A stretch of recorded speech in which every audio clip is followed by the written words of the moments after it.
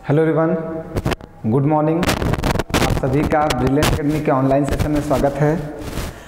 जैसा कि रीजनिंग की प्रैक्टिस क्लास चल रही है और सबसे बेस्ट क्वेश्चंस की प्रैक्टिस कराई जा रही है। उम्मीद करते हैं आप सभी लोगों को यहाँ से ज़्यादा फ़ायदा मिल रहा होगा, लेकिन पढ़ने वाले लोगों की संख्या थोड़ी सी कम है। तो आप लोग ज़्यादा से ज़्यादा लोगों को जोड़ें। जितने लोगों को रीजनिंग की क्लास की ज़रूरत है, जिससे कि प्रैक्टिस कराने में थोड़ा सा मज़ा आए। संख्या कम होती तो उतना मज़ा नहीं आता है, इसलिए थोड़ी सी पॉजिटिव एनर्जी दीजिए हमें, जिससे हमें भी थोड़ा सा मज़ा आए ना। और रीजनिंग क्लास की जो प्रैक्टिस है ये तो बेहतरीन है, ये तो मैं दावे के साथ कह सकता हूँ। जितना पढ़ाया जाएगा पेपर में पूछा जाएगा, कुछ भी ऐसा नहीं पढ़ाया जाएगा जो पेपर में ना पूछे। तो सभी लोग एक काम करेंगे कि जो रीजनिंग की जो भी लोग पढ़ रहे हैं हमसे, वो रीजनिंग की एक स्पेशल नोट्स बनाते हुए चलेंगे, क्योंकि ये सीरीज बहुत लंबी चलने वाली है और उम्मीद करो कि बहुत ही बेहतरीन चलने वाली है। ये रीजनिंग की जो प्रैक्टिस क्लास चलने वाली है, हमने बोला था हफ्ते में 3 क्लास आएंगी और 2 क्लास, मतलब हफ्ते में 3 दिन प्रैक्टिस कराई जाएगी और 2 दिन क्लास दी जाएगी। तो 3 प्रैक्टिस के बाद हमारी 2 क्लास आएंगी, जिसमें किसी भी चैप्टर को कंप्लीट किया जाएगा। 2 से 3 क्लास में रीजनिंग का कोई भी चैप्टर कंप्लीट किया जा सकता है। तो पहले 3 क्लास प्रैक्टिस होगा, फिर 2 क्लास में 1 चैप्टर कवर किया जाएगा, फिर 3 क्लास प्रैक्टिस होगी, फिर 1 चैप्टर कवर किया जाएगा। ऐसे चलता रहेगा, ये सिलसिला जारी रहेगा लंबे समय तक, जब तक रीजनिंग अच्छे से कंप्लीट नहीं हो जाती।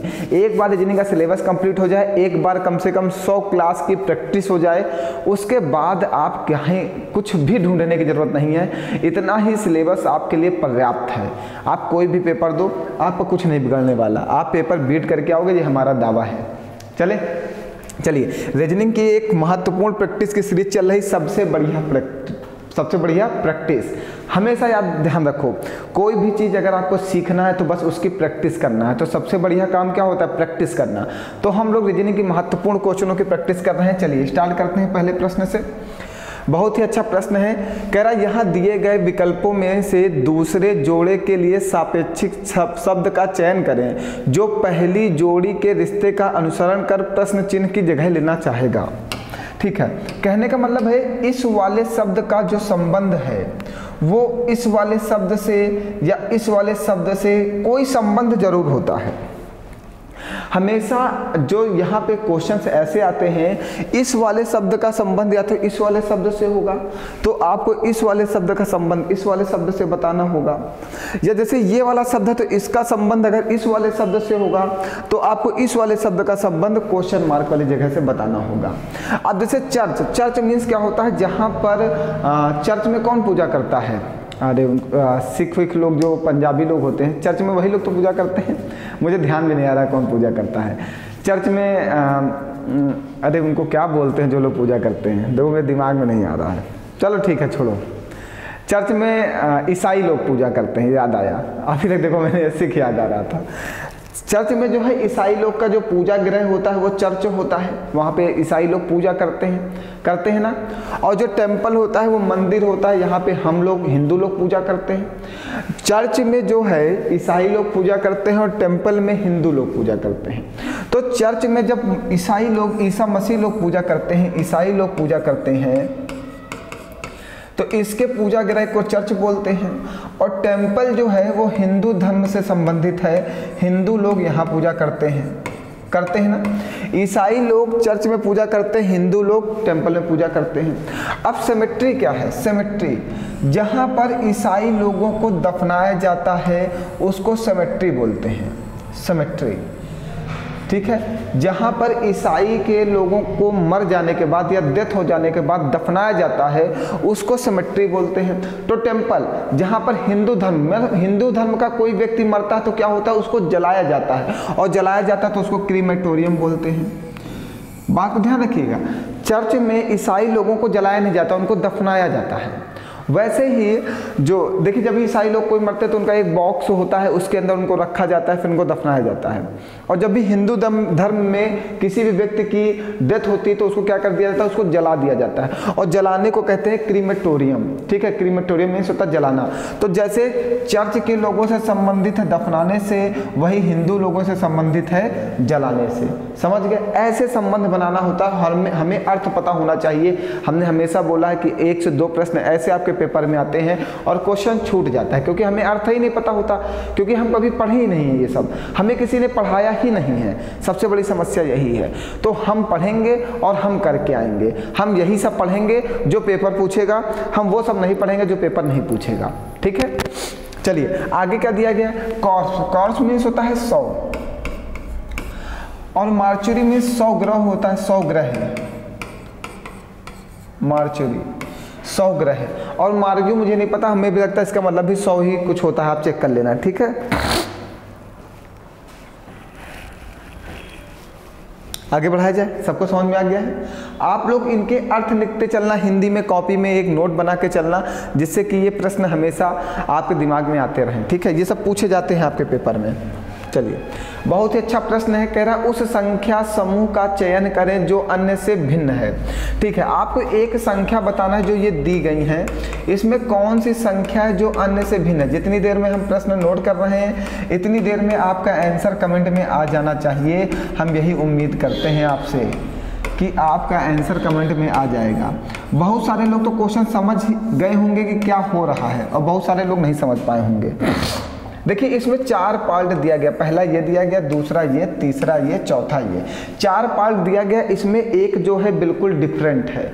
वो चारों में एक कौन सा डिफरेंट है जो हमें बताना है। हमने हमेशा बताया जब कोई भिन्न पूछेगा, डिफरेंट पूछेगा, तो 3 के अंदर सेम क्वालिटी होगी और चौथे के अंदर कुछ अलग क्वालिटी होगी, तभी वो चारों में से एक भिन्न निकलेगा ना। बात क्लियर है सभी लोगों को?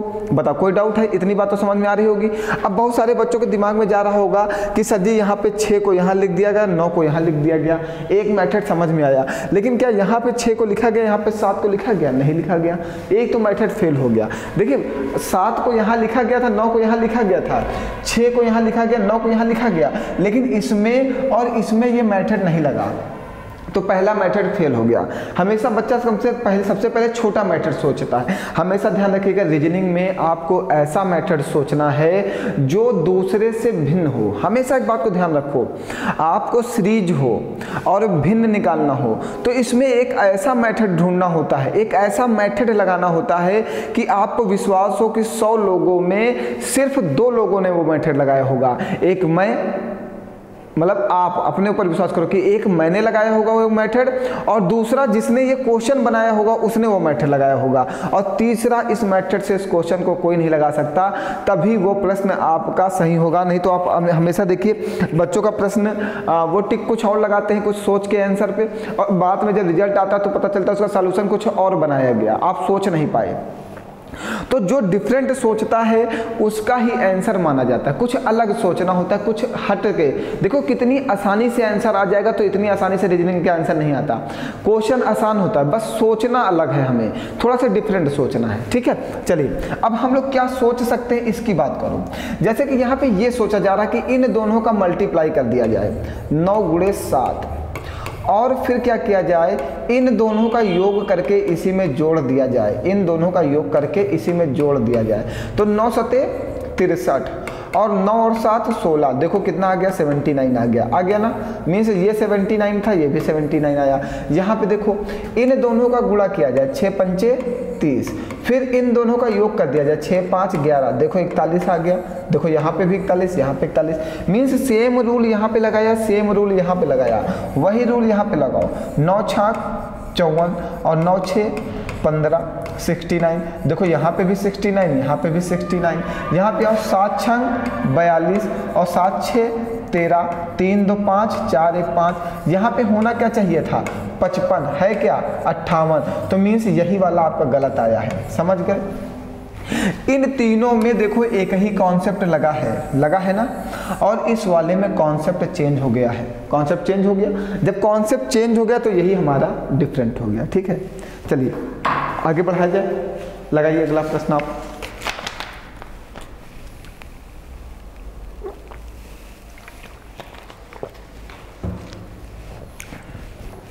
बताओ समझ में आ रहा सभी को? कोई डाउट तो नहीं कहीं पर? भैया कोई डाउट हो तो पूछते चलो, जब तक पूछोगे नहीं डाउट क्लियर नहीं होगा। अगर डाउट को अपने क्लियर करना है तो हमसे पूछो, और रोज़ सुबह शाम खूब पढ़ो, रोज़ सुबह शाम खूब पढ़ो, क्योंकि पढ़ने से ही कुछ होगा।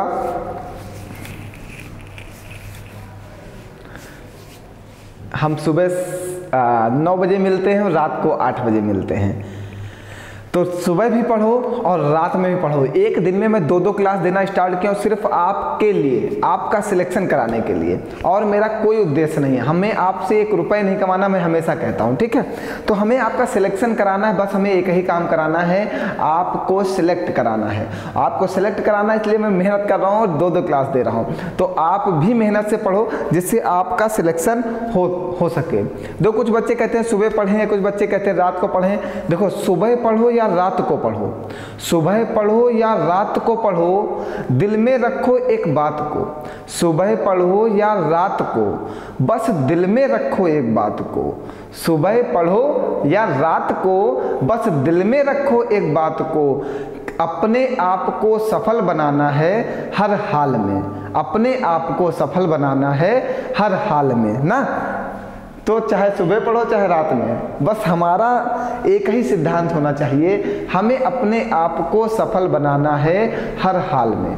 कुछ भी हो जाए सफल होना है, चाहे कितनी मेहनत करनी पड़े, चाहे सुबह से लेकर शाम तक पढ़ना पड़े, बट हर हाल में हमें क्या चाहिए? सफलता चाहिए। हमारे जो सर पे है वो सफलता का ताज होना चाहिए, हमारे बदन पे सफलता के हीरे जड़े होने चाहिए।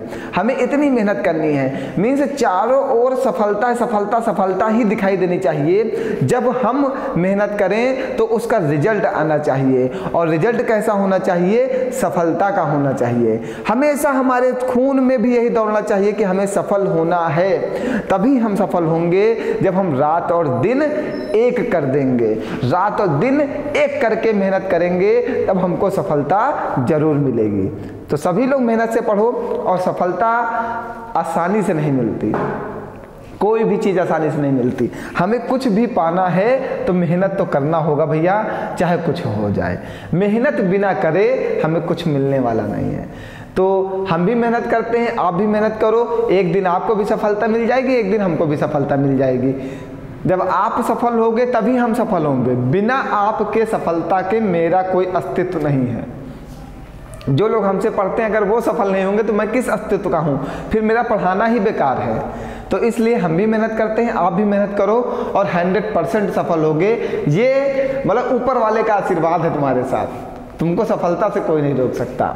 चलो, कार्तिक 10 किलोमीटर पूर्व में चलता है। हम आपको एक दिन बता दिए थे कि ये पूर्व होता है, मतलब ईस्ट होता है, ये पश्चिम होता है मीन्स वेस्ट होता है, ये उत्तर होता है मीन्स नॉर्थ होता है, ठीक है, ये दक्षिण होता है मीन्स साउथ होता है, पूरब पश्चिम उत्तर दक्षिण ना। कार्तिक 10 किलोमीटर पूर्व में चलता है, मीन्स कार्तिक एक आदमी है, यहाँ खड़ा कर दो, यहाँ से इसको 10 किलोमीटर पूर्व में चला दो, 10 किलोमीटर पूर्व में चला, ठीक है, और बाएं मुड़कर वह 4 किलोमीटर चलता है। अब हमेशा ध्यान रखना, जब भी कोई व्यक्ति को चलाना हो तो आप अपने आप को चलाओ, आपको अपना दायां बायां समझ में आएगा। आप यहाँ पे खड़े हो, आप ऐसे इस लाइन पे जा रहे हो, तो आपका दायां ये है और बायां ये है, अपने आप को चलाओ। इस लाइन में हम चल रहे हैं, देखो चल रहे हैं ना, तो ये हमारा दायां आ रहा है और ये हमारा बायां आया है ना। भैया रात हो गई है, ये दिन हो गया, मतलब ये हमारा दायां हो गया है और ये हमारा बायां हो गया। तो बाएं कितना मुड़ते हैं? 4 किलोमीटर। चलो यहाँ से बाएं मुड़ लो, 4 किलोमीटर बाएं मुड़े। और कभी भी ध्यान रखना, जैसे आपको दाएं और बाएं, बाएं का मतलब होता है लेफ्ट और दाएं का मतलब होता है राइट। जब भी लेफ्ट मुड़ना हो तो एंटी क्लॉकवाइज मुड़ना, और जब भी दाएं मुड़ना हो, राइट मुड़ना हो तो क्लॉकवाइज मुड़ना। तो जब आप बाएं मुड़े हैं तो ये एंटी क्लॉकवाइज तो है, घड़ी के विपरीत दिशा में ना। तो हम मुड़ गए यहाँ से और 4 किलोमीटर चले गए, ठीक है, 4 किलोमीटर चल गए। और बताओ, फिर वो बाएं मुड़ता है और 13 किलोमीटर चलता है। अब आप इस अपने आप को फील देना कि हम सीधे जा रहे हैं, तो ये हमारा राइट है और ये हमारा लेफ्ट है। हमेशा अपने आप को फील देना भैया, हम हर चीज़ सिखाने का काम करते हैं, पढ़ाने का काम नहीं करते। अपने आप को समझो कि आप इस दिशा में ऐसे सीधे जा रहे हो, तो ये आपका लेफ्ट होगा, ये आपका राइट होगा। तो आपको कहाँ मुड़ना है? बाएं, मीन्स लेफ्ट मुड़ना है। और कितना मुड़ना है? 13 किलोमीटर। ठीक है, हम 13 किलोमीटर ये चले गए, हम 13 किलोमीटर चले गए। ठीक, शुरुआती बिंदु से वह कितनी दूरी पर है? अब हमारा शुरुआती पॉइंट ये है और इस समय हम यहाँ खड़े हैं, तो ये डिस्टेंस हमें बतानी है, ये डिस्टेंस क्या है। तो इस वाले पॉइंट को ऐसे मिला दिया जाए तो जो ये वाली दूरी और ये वाली दूरी आपस में समान होगी, 4 किलोमीटर, और ये दूरी 10 किलोमीटर है, तो ये भी दूरी 10 किलोमीटर हो जाएगी कि नहीं? समान हो जाएगी। तो ये 10 है, ये 10 है, तो ये वाली कितनी हो गई? 3 किलोमीटर। 4 और 3 मीन्स यहाँ पे ट्रिपलेट बन जाएगा, 4 का स्क्वायर और 3 का स्क्वायर। 4 का स्क्वायर कितना होगा? 16, 3 का स्क्वायर कितना होगा? 9, 16 9 25, 25 को अंडर रूट के बाहर निकाल देंगे, कितना? 5 किलोमीटर। तो ये डिस्टेंस कितनी आ गई? 5 किलोमीटर। बताइए कोई परेशानी किसी लोगों को? कहीं पर कुछ समझ में आया? तो भैया जब भी प्रश्न में चलना हो तो बस आप चलना स्टार्ट कर दो, आप मतलब वॉक करना स्टार्ट करो कि हम 10 किलोमीटर चल रहे हैं, हम 15 किलोमीटर चल रहे हैं, तो आपको अपने राइट और अपने लेफ्ट में कभी भी कन्फ्यूजन नहीं हो सकता। आप आराम से मुड़ जाओगे, मतलब जिधर भी वो मुड़ेगा आप आराम से मुड़ जाओगे, कोई समस्या नहीं आएगी। तो हमेशा अपने आप को चलाओ, प्रश्न कभी गलत नहीं होगा आपका। चलिए नेक्स्ट प्रश्न दिया गया है। कभी कहते हो सर जी अपने आप को हमेशा चलाओ, और कभी कह देते हो कि अपने आप से रिलेशन बनाओ। अब देखो ऐसा है आगे, अगर अपने आप से रिलेशन नहीं बनेगा तो फिर प्रश्न में मज़ा ही नहीं रह जाता ना, समझाने में मज़ा नहीं आता। और रिश्ता तो हमारा बहुत मजबूत है, कभी भी 7 जन्मों का रिश्ता, ये कभी टूटता नहीं है। इतना मजबूत रिश्ता हम लोग जोड़ते हैं, किसी से भी रिश्ता जोड़ लेना तो 7 जन्मों का जोड़ते हैं, 1-2 दिनों का नहीं जोड़ते। 7 जन्मों का रिश्ता जोड़ देते हैं कि हम 7 जन्म तक तुम्हारे साथ रहेंगे। 7 वचन ले लेते हैं, 7 फेरे ले लेते हैं ना, ऐसा रिश्ता जोड़ते हैं। हाँ, हम उत्तर प्रदेश वाले हैं ना, हम लोग कभी पीछे नहीं हटने वाले, और 12 बंकी वाले तो उससे आगे हैं। क्या बात बताई जाए उनकी? आइए, एक व्यक्ति का परिचय कराते हुए कुमार ने कहा, ठीक है, यहाँ पे कोई एक व्यक्ति खड़ा करो और यहाँ पे एक कोई व्यक्ति खड़ा कर दो। मीन्स ये 2 लोग खड़े हुए हैं, ठीक है, ये कुमार है, ठीक है, कुमार है। कुमार ने इस व्यक्ति का परिचय कराते हुए कहा, यहाँ पे एक व्यक्ति खड़ा है और ये कुमार है। कुमार ने इस व्यक्ति का परिचय कराते हुए कहा, क्या कहा? कहा वो मेरी सास के, मतलब कुमार की कोई सास है, कुमार की एक सास है, वो मेरी सास के पति, मतलब इनके एक पति हैं, सास के पति हैं, तो वो कुमार के क्या होंगे भैया? ससुर होंगे। जब कुमार की सास के जो पति हैं तो वो कुमार के ससुर होंगे। वो मेरी सास के पति के इकलौते बच्चे, पति के इकलौता एक बेटा है, मीन्स वो कुमार का क्या हो जाएगा? साला हो जाएगा। वो कुमार का क्या हो जाएगा? साला हो जाएगा ना। और इन दोनों लोगों का ये क्या है? बेटा है। इन दोनों लोगों का क्या है? बेटा है। उस व्यक्ति का कुमार से क्या संबंध है? अरे ये तो बहुत अजीब सा है। पति के इकलौते बच्चे का, अच्छा इकलौते बच्चे का बेटा है, सॉरी, एक और लाइन यहाँ से बढ़ी है, मीन्स इसका बच्चा है। अब समझना, मैं बताता हूँ, पूरी सिचुएशन को हैंडल कराते हैं। चलो, आपको इनका और इनका संबंध बताना है, इनका और इनका संबंध बताना है, ठीक है। अब समझना, ये आपकी मम्मी है, अब बिल्कुल ध्यान से समझना, ये आपकी मम्मी है और ये आपके पापा हैं और ये आप हो। बिल्कुल अच्छे से सिचुएशन समझो, ये आपकी मम्मी है, ये आपके पापा हैं और ये आप हो, और ये इनका क्या है? एक बच्चा है, ये इनका बच्चा है। और कुमार के आपके जो मम्मी और पापा हैं वो क्या हैं? ससुर और सास हैं। बिल्कुल अच्छे समझना, ये आपके मम्मी और पापा जो हैं ये कुंवार के क्या हैं, ससुर हैं। और क्या कह रहा, सास के पति के इकलौते बच्चे का, इकलौते बेटे का बच्चा है, उस व्यक्ति का कुंवार से क्या संबंध है, इनका और इनका कुंवार से क्या संबंध है। मीन्स ये आप हो और ये आपका बेटा है, आपका बेटा है। अब कुंवार ससुर कैसे बनेंगे ये बताओ पहले। कुंवार ससुर तभी बनेंगे जब क्या कहते हैं कि इसकी शादी इससे हुई हो।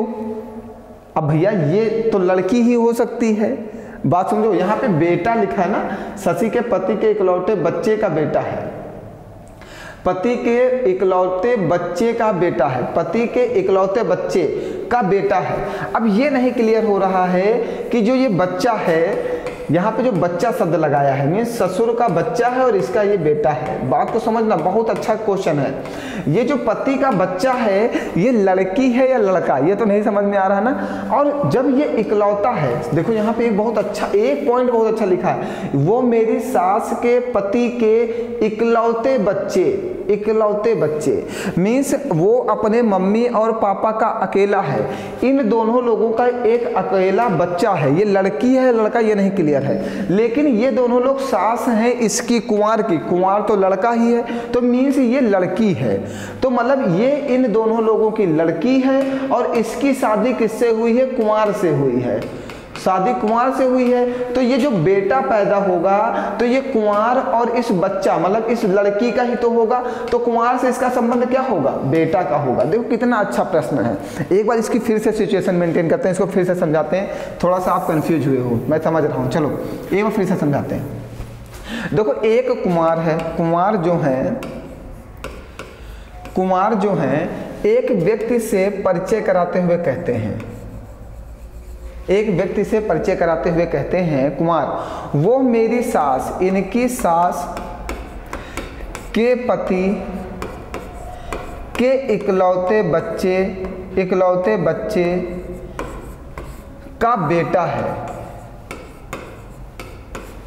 ठीक है, कुमार ने कहा ये मेरी सास हैं, ये उनके पति हैं, ये उनका बच्चा है और ये उसका इकलौता बेटा है। कुमार इसी का ही तो परिचय करा रहा है ना, आप समझना बिल्कुल अच्छे से।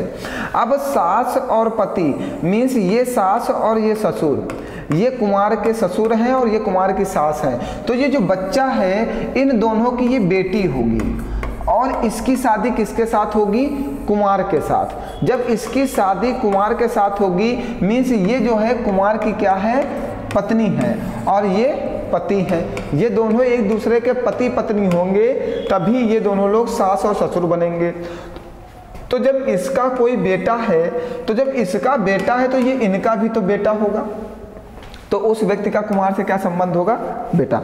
बहुत ही इस क्वेश्चन को लिखो मस्त ना, ऐसे क्वेश्चन आए थे, थोड़ा सा दिमाग खर्च हो जाए, जहाँ पे लगना चाहिए क्वेश्चन में कोई क्वालिटी है। चलें आगे बढ़ें।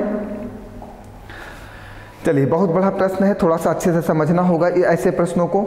ऐसे प्रश्न पेपर में अब बहुत पूछे जा रहे हैं क्योंकि इसमें बच्चों को थोड़ा सा माइंड खर्च करना होता है और समझना होता है, उसकी फीलिंग को लेना होता है, उस क्वेश्चन के अर्थ को समझना होता है। चलो समझो, कह रहा निम्नलिखित कथन को पढ़ें और जवाब दें, निम्न में से कौन सा तर्क मजबूत है, कौन सा एक ऐसा तर्क है जो मजबूत है ना। अब समझो कथन क्या है, कथन पहले पढ़ना है आपको।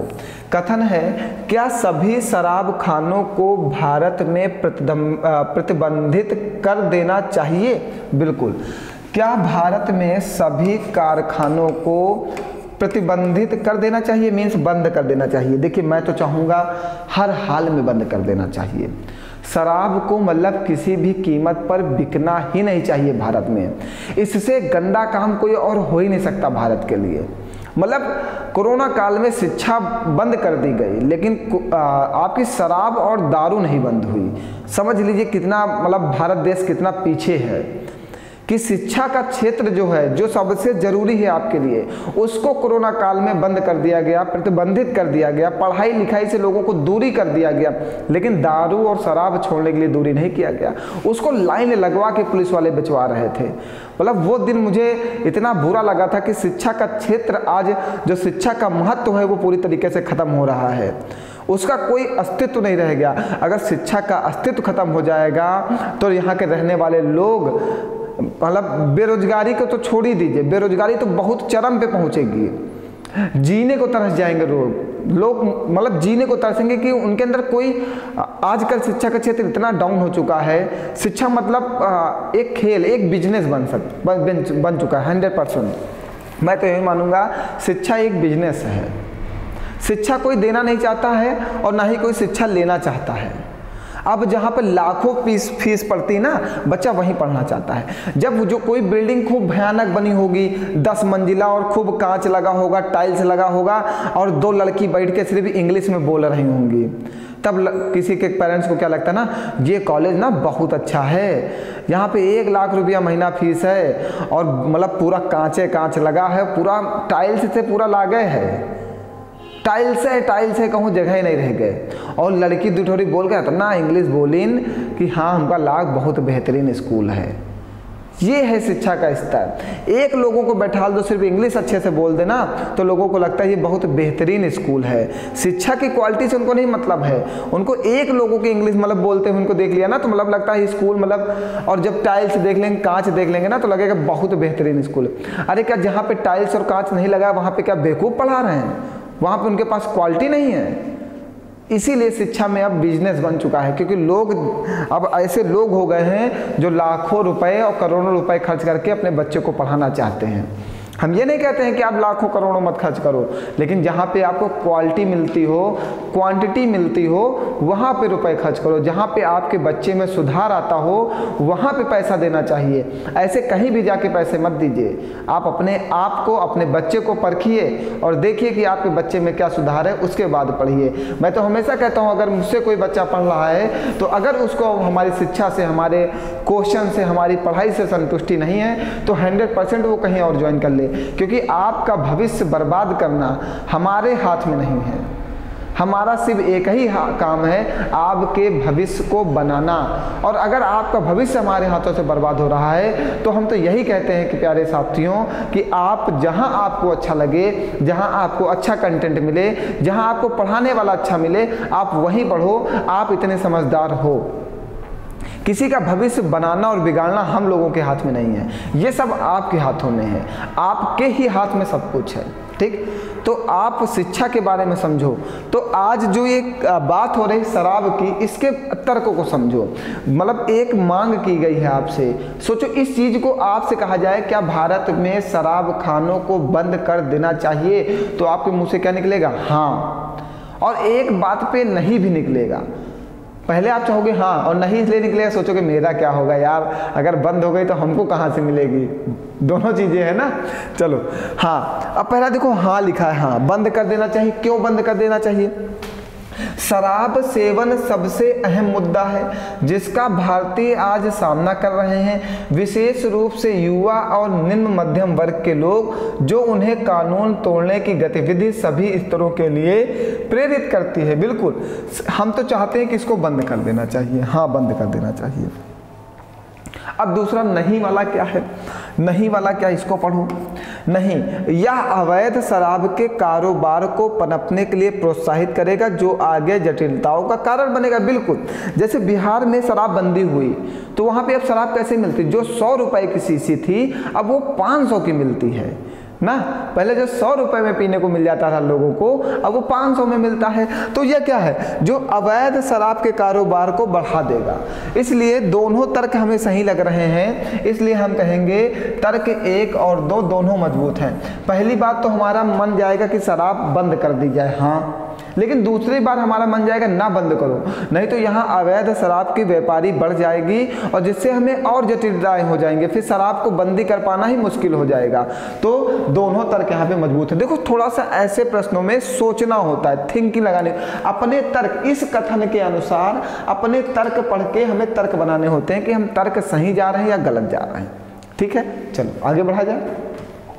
हाँ, बहुत ही अच्छा प्रश्न है। फिर से हमें ऐसे प्रश्न दिखते हैं ना तो मुझे मेरा दिल खुश हो जाता है। इन प्रश्नों में माइंड खर्च करना होता है और तभी मजा आता है पढ़ाने में। दिए गए विकल्पों में से दूसरी जोड़ी के लिए सापेक्षिक संख्या का चयन करें जो पहली जोड़ी के संबंध का अनुसरण करते हुए प्रश्न चिन्ह की जगह लेगी। ठीक है, अब चलो समझो, हमने बोला था जो इसका संबंध इससे होगा, इसका संबंध इससे होगा, वही संबंध होगा। अब लेकिन ये जो प्रश्न है ये थोड़ा सा अजीब सा है, मतलब हमें भी थोड़ा सा गुमराह कर रहा है ये प्रश्न। लेकिन कुछ देखते हुए मेरे एक बात बहुत अच्छे से समझ में आ गई है प्यारे बच्चों कि ये प्रश्न आसान बहुत है।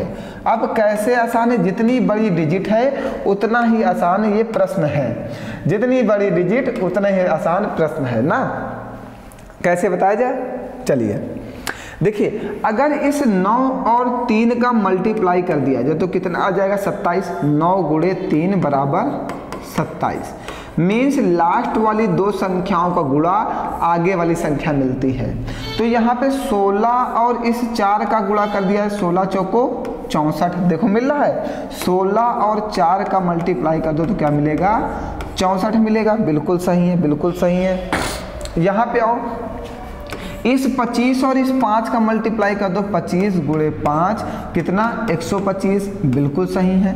तो यहाँ पे आओ, देखो ऐसा कोई है जिससे ये देखो, यहाँ पे देखो 216, ये वाला देखिए, ये भी नहीं है, ये भी नहीं है, ये आंसर नहीं हो सकता। बिल्कुल ये वाला हो सकता है। कैसे? देखो ये लिखा गया 216 और 636, तो इस 36 में इस 6 का मल्टीप्लाई कर दिया जाए तो 36 छक्का 216। देखो बिल्कुल सही है, समझ गए? मीन्स इस 9 और 3 का मल्टीप्लाई करने पे ये आगे वाली संख्या आ गई, इस 16 और इस 4 का मल्टीप्लाई करने पे ये आगे वाली संख्या आ गई, इस 25 और इस 5 का मल्टीप्लाई करने पर ये आगे वाली संख्या आ गई। तो वैसे इस 36 और इस 6 का मल्टीप्लाई करने पे ये आगे वाली संख्या आ जाएगी 216। बात क्लियर है? अभी एक बात को और समझो, बहुत सारे बच्चे कहेंगे सर जी हमें ये थोड़ी सी प्रॉब्लम क्रिएट कर रहा है। बिल्कुल क्रिएट कर रहा है। कहाँ पे?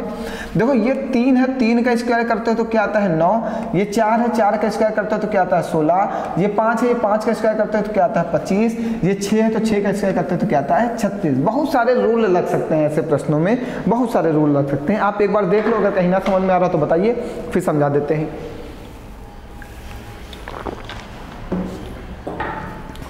कहीं पर कोई प्रॉब्लम है तो पढ़ाई से भागना नहीं है, लास्ट तक डटे रहना है। जान चली जाएगी लगन, लेकिन हम नौकरी नहीं जाने देंगे। जान लगा देंगे लेकिन हाथ से जॉब नहीं जाने देंगे। कुछ भी हो जाए जॉब हम लेके रहेंगे। आइए, बहुत ही बड़ा और बहुत ही हमें लगता है दमदार प्रश्न दे दिया गया। चलो चलाना होगा फिर से हमें, बिल्कुल अच्छे से समझते जाना। बस आप पूरब, पश्चिम, उत्तर, दक्षिण पर बहुत ध्यान रखिएगा। बस ये पूरब है, ये पश्चिम है, ये उत्तर है और ये दक्षिण है। ठीक है, बस इस पर ध्यान देना, बस चलाते रहना। राइट लेफ्ट तो आप समझ ही रहे हो। राजेश बिंदु ए से उत्तर की तरफ 5 मीटर यात्रा करता है। राजेश को यहाँ खड़ा कर दिया गया, यहाँ से उत्तर जाता है कितना? 5 किलोमीटर। ठीक है, राजेश ना, हाँ, और बिंदु बी पर पहुंचता। ठीक है, इसको एक बिंदु बी नाम दे दिया गया। जैसे जैसे बोला वैसे वैसे पढ़ते जाओ, बनाते जाओ। फिर वो बाएं मुड़ता है। अब आप इस दिशा में सीधे जा रहे हो तो आपका बाएं इस साइड होगा, तो इस साइड ये मुड़ता है, बाएं मीन्स एंटी क्लॉकवाइज बाएं मुड़ता है और 6 किलोमीटर चलता है और बिंदु सी पर पहुंचता है। ठीक है, 6 किलोमीटर चलता है और कहाँ पहुंचता है? बिंदु सी पर पहुंचता है। पहुंचा दिए। फिर वो वहाँ से दोबारा बाएं मुड़ता है और बिंदु डी तक पहुँचने के लिए 7 मीटर चलता है। यहाँ से यहाँ पहुँचने के लिए क्या चलता है? 7 मीटर। 7 किलोमीटर ही होगा हमारे हिसाब से, वो गलत टाइप हो गया होगा। और कहाँ पहुँच जाता है? बिंदु डी पर। यहाँ से यहाँ तक आता है और बिंदु डी पर पहुँच जाता है और 7 किलोमीटर चलता है। ठीक, वो तो हमने लिख दिया। अब आगे क्या कह रहा है? फिर वो दाएं मुड़ता है, दाएं मुड़ता है और बिंदु ई पर पहुंचने के लिए 9 मीटर चलता है। अब देखिएगा, अब आप इस दिशा में आ रहे हो, यही दिशा तो है आपकी, इस नीचे आ रहे हो तो आपका दाएं किस साइड होगा? इस साइड होगा। और बाएं किस साइड होगा? इस साइड होगा। अब हमें उधर मुड़ना है, जगह कम है मोड़ने में। चलो प्रश्न थोड़ा सा छोटा करना होगा ना, हमें मोड़ना है। चलो मोड़ते हैं।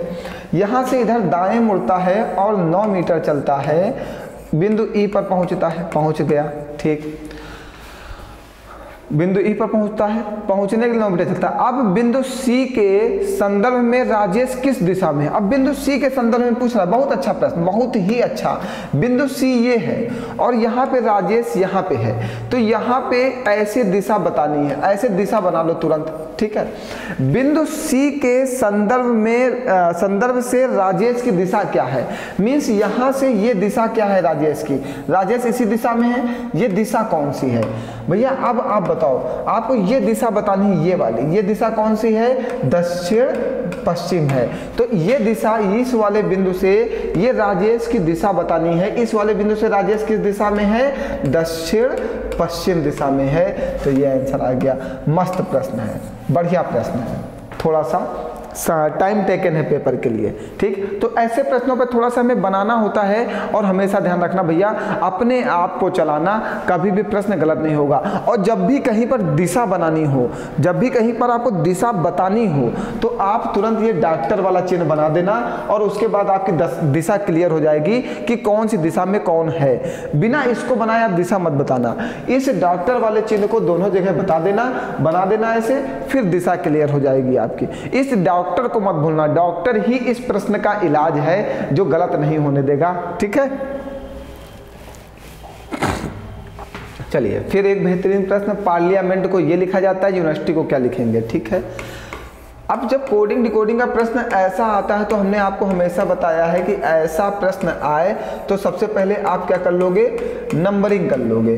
और नंबरिंग करना है तो नंबरिंग थोड़ी सी हमें याद होनी चाहिए। बहुत सारे लोग कहते हैं कि याद कर लो, हम कहते हैं याद मत करो, वहाँ पे ABCD लिख के नंबरिंग कर लेना पेपर में जाके। इधर का फर्जी का दिमाग खर्च करने से कोई मतलब नहीं है। 16, 1, 18, 12, 9, 1, 13, 5, 14, 20। ये क्या है?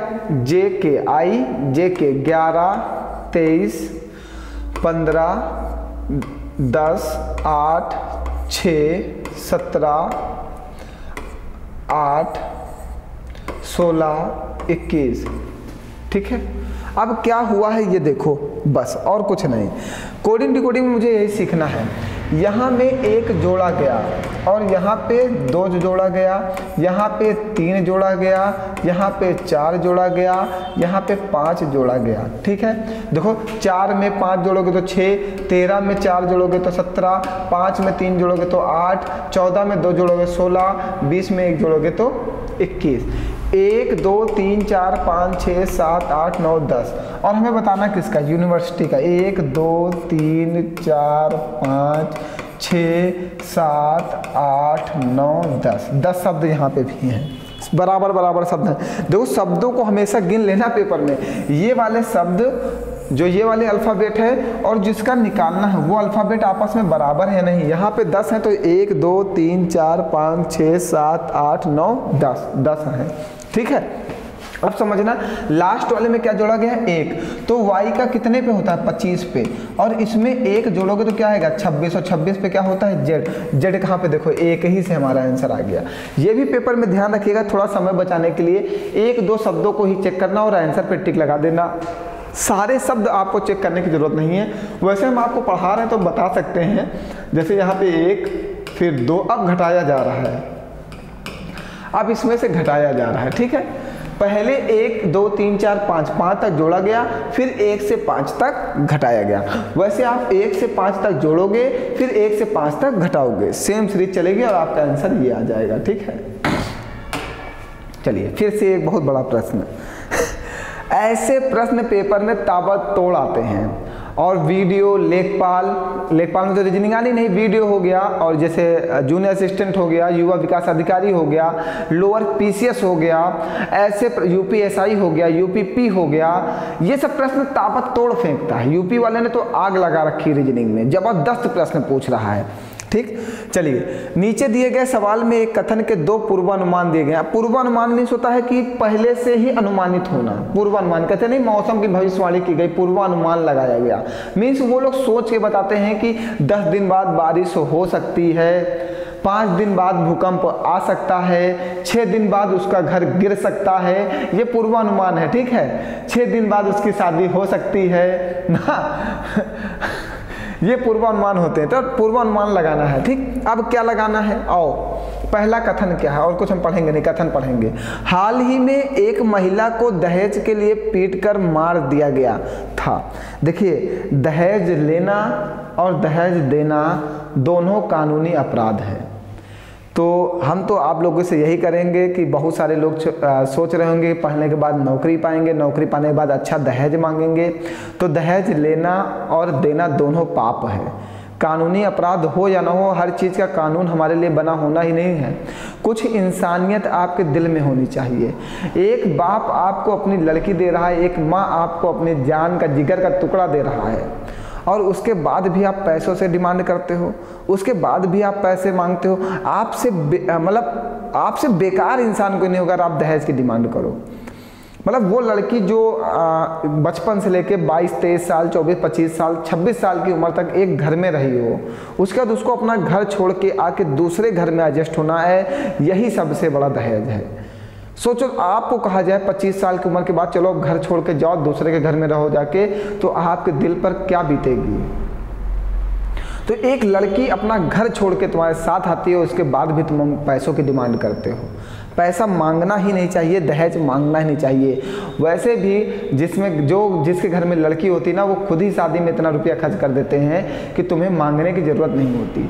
लेकिन फिर भी आज भी हमारे भारत में दहेज प्रथा चली आ रही है और बहुत बड़ा विकराल रूप ले रही है, जिसकी वजह से लोगों के मन में हमेशा डर बना रहता कि कहीं इतना दहेज ना मांग लें, इतना ना मांग लें। ये तो करना ही नहीं चाहिए, पैसा मांगना ही नहीं चाहिए, दहेज की डिमांड करना पाप है। तो आप भी आज से इस मुहिम में जुड़ो हमारे साथ, और दहेज मत मांगना शादी में, ठीक है। नौकरी कितनी भी बड़ी पा जाना, चाहे जितनी भी बड़ी पा जाना, लेकिन कभी भी दहेज मत मांगना, ठीक। क्योंकि इसके ऊपर देखो प्रश्न भी बनने लगे हैं। हाल ही में एक महिला को दहेज के लिए पीटकर मार दिया गया था। ऐसा पूर्वानुमान लगाया जा सकता है, क्योंकि दहेज में लोगों को पीट पीट के मार दिया जाता है लड़कियों को। ये बहुत ही गलत है, ठीक है। तो ये पूर्वानुमान है, क्वेश्चन है, हमें तो सिर्फ समझना है, ठीक। अब इसमें दोनों पूर्वानुमान में कहा क्या गया, दहेज की मांग करना समाज की एक बुरी प्रथा है। हमने कहा था अभी ना, दहेज लेना पाप है। तो देखो, बुरी प्रथा तो है, बिल्कुल सही, पहला वाला पूर्वानुमान सही है। दूसरा, हमारे देश में महिलाओं की वर्तमान स्थिति अभी भी दयनीय है। बिल्कुल, आज भी दहेज मांगा जाता है और महिलाओं की स्थिति आज भी दयनीय है, उनके बारे में सोचा ही नहीं जाता। तो हमारे हिसाब से तो दोनों पूर्वानुमान सही हैं। कहा गया दोनों पूर्वानुमान अंतर्निहित हैं, बिल्कुल सही है। देखो, पूर्वानुमान में सोचना होता है। इस प्रश्न के अनुसार, इस कथन के अनुसार हमें सोचना होता है, क्या ये सही हो सकता है। पूर्वानुमान में सिर्फ अपना विचार देना होता है। नेक्स्ट प्रश्न आ गया, ये तो अब अच्छा ये भी बनाना पड़ेगा, क्योंकि इसमें डिग्री उग्री लगा दिया ना, मोड़ने में बड़ी परेशानी होती है लोगों को। जब मोड़ना पड़ जाता है ना, तो अपने को मोड़ देते हैं। यहाँ पे 90 डिग्री, 225 डिग्री, 300 डिग्री ऐसे मोड़ना है। चलो आओ मोड़ा जाए। चलो, महेश सुबह पूर्व की दिशा की ओर चलना शुरू करता है। महेश यहाँ पे खड़ा है, महेश है ये, और ये पूर्व की दिशा में जाता है कितना, 8 मीटर। 8 मीटर चलने के बाद वह दक्षिणावर्त दिशा में 90 डिग्री मुड़ता है, दक्षिण की ओर। दक्षिणावर्त मीन्स दक्षिण या दाएं ओर या क्लॉकवाइज। दक्षिणावर्त मीन्स क्लॉकवाइज, वामावर्त मीन्स एंटी क्लॉकवाइज। तो क्लॉकवाइज मुड़ता है, और कितने डिग्री मुड़ता है, 90 डिग्री। भैया ये ऐसे यहाँ पे एक बना लेना, ठीक है। और यहाँ पे जब रमेश जा रहा है, ये ऐसे जा रहा है, तो 90 डिग्री जब मुड़ना है तो ये 90 डिग्री तो मुड़ेगा, ये 90 डिग्री मुड़ गया। यहाँ पे ये कोण 90 डिग्री का बन गया। 90 डिग्री रमेश दक्षिणावर्त दिशा में मुड़ गया। आगे बताइए। और 5 मीटर चलता है, ठीक। यहाँ पर वो रमेश 5 मीटर की दूरी तय किया। आगे बताओ। फिर वह 225 डिग्री वामावर्त दिशा में मीन्स एंटी क्लॉकवाइज। अब समझना, रमेश इस दिशा में जा रहा है, यहाँ पे ऐसे ये बना लो, ये रमेश जा रहा है, इसको आगे तक निकाल देना कि रमेश जा रहा है, ठीक है। अब हमें यहाँ से कितना मुड़ना है, 225 डिग्री। तो इतना कितना हुआ, 90 और ये कितना हुआ 90, 90 90 180, 90 90 180 और 225, 180 मीन्स 45, मीन्स इतना रमेश और मुड़ जाए, ये 45 डिग्री हो गया। मीन्स रमेश यहाँ से मुड़ के कहाँ आ जाता है, यहाँ से ऐसे यहाँ आ जाता। अब रमेश इस दिशा में है, ठीक है। अब महेश किस दिशा के सामने खड़ा है, तो ये कौन सी दिशा, ये पूरब, ये पश्चिम, ये उत्तर और ये दक्षिण। तो ये दिशा कौन सी, उत्तर और पश्चिम की है। तो आंसर में देखो उत्तर पश्चिम है। रमेश अब इसी दिशा में, तो ये देखो यहाँ से ऐसे खड़ा है और ये दिशा कौन सी, उत्तर पश्चिम की है। बताओ कोई परेशानी है, बताइए कोई समस्या। चलिए ये आप इस बार एक संबंध वाला प्रश्न है, ये आप बनाना और बताना इसका आंसर क्या आएगा। इसका आंसर आपको बताना है कि वो भाभी, माँ, बेटी, चाची, चाचा क्या बनेंगे। इस प्रश्न को आप सॉल्व करो, एक रिलेशन आप बताओ कि इसका आंसर क्या आएगा। जल्दी से बताओ, सभी लोग कमेंट करो। लगाओ भैया लगाओ, देखो नहीं हमको, प्रश्न को देखो, प्रश्न को समझो, प्रश्न को लगाओ। सब कुछ यही है तुम्हारे लिए, और कुछ भी तुम्हारे जीवन में कुछ नहीं है, सब कुछ तुम्हारे जीवन में यही है। जल्दी से बताइए।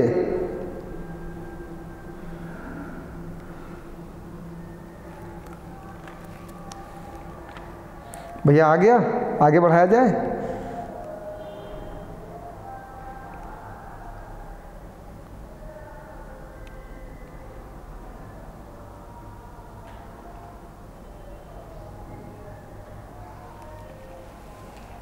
चलिए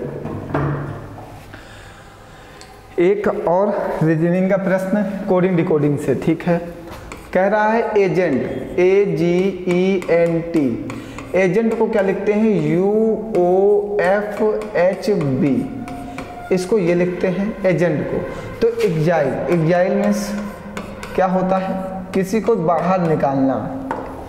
अब समझना यहाँ पे क्या हुआ है, पहले नंबरिंग 1 और FG 6 5 14 20 21 15 6 8 2, ठीक है।